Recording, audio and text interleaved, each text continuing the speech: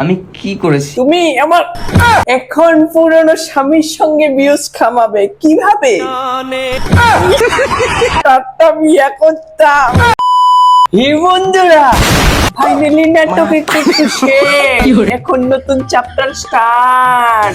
বহুত ভিউজ কামানোর লিগে প্ল্যান করছে, কিন্তু ভিউজ আবার কামাইতে পারছে না রে। কার কথা ভাবতেছো তোমরা? চলো আগে দেখো, তারপর আসো, ঠিক আছে? কমেন্ট করবা কিন্তু। গাইস তোমরা সবাই জানো যে তনুর আর আমার মধ্যে একটু ঝামেলা হয়েছিল একটু। তো ঝামেলার গোষ্ঠী কিলাই।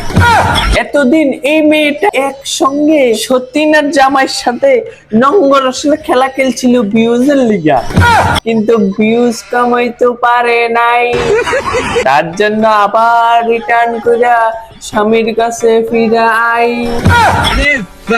এখন পুরনো স্বামীর সঙ্গে ভিউজ কামাবে কিভাবে? ইস, আমি আর দেখতে পারছি না, স্কিপ করা।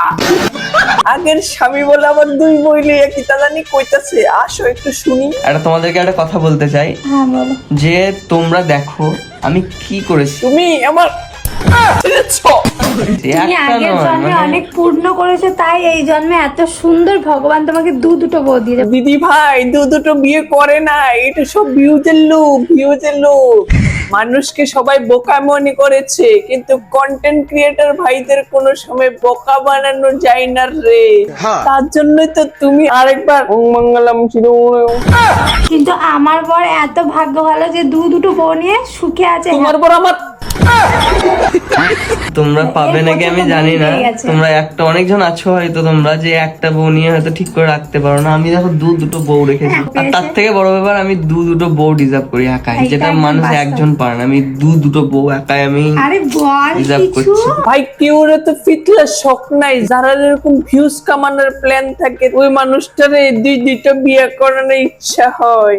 আমারও যদি ভিউজ কামানোর প্ল্যান হইতো তাহলে আমিও আটটা বিয়ে করতাম।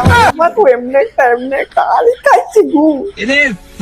গাইস, তাদেরকে নিয়ে যদি তোমার কোনো বক্তব্য থাকে তাহলে কমেন্ট সেকশনে আসো, দেখি তোমার বক্তব্যটা কি। আর তাদেরকে নিয়ে আবার নেক্সট বার বানাতে কি তোমরা ইচ্ছুক আছো? আই মিন, আমি কি ভিডিও বানাবো নেক্সট পার্ট? তাহলে কমেন্ট সেকশনে এটাও জানিয়ে যাবে। আসো কমেন্ট সেকশনে, ফাটিয়ে দেবো।